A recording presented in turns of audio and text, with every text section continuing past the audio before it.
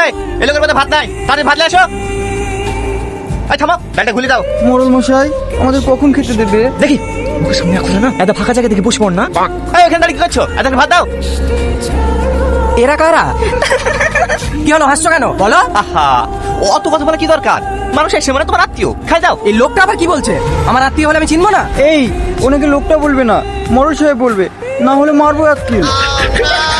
দেখুন মোড়ল সাহেব, আপনাকে খেতে দিতে পারি, কিন্তু আপনার এই বডিগার্ড দুটোকে দেবো না। আমি কথা বলছি তো, তোর মধ্যে কথা বলছি কেন? তোর বাইরে যা, আমি যেভাবে রাজি করা আছি, তোরা থাকলে হয়েছে না। মোড়ল সাহেব দরকার হলে হাত পাও ধরবেন, খাবারের বিশাল আইটেম, যেন মিস না হয়। ভাই আমাকে তো খেতে দেবে বললি, তাদের দাও ক্যাপা কাপ মিটি। তোকে কতক্ষণ বোঝাচ্ছে রে, লোকটা কি বুঝছে না নাকি? তুই জানিস এত সুন্দর খাবার খেতে পাবো কি পাবো না, আমার খুব টেনশন হচ্ছে রে। আজ যদি খেতে না পাই না, মারবো এককিল। মোড়ল সাহেব ওরা কি রাজি হলো? আর সে কথা বলিস না, খেলার মানুষ নাকি এত বুঝি বুঝলো না। উমা, মোড়ল সাহেব